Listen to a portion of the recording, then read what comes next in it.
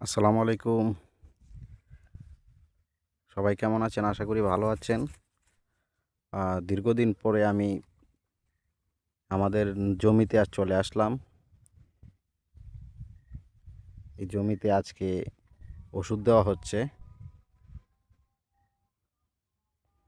দেখেন কত সুন্দর আমাদের এই বুড়িশ্বরের যে মাঠ রয়েছে সেই মাঠের জমিগুলা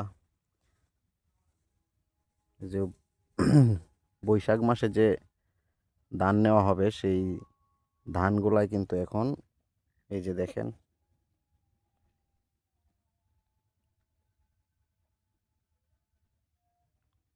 আস্তে আস্তে করে এগুলো বড় হচ্ছে।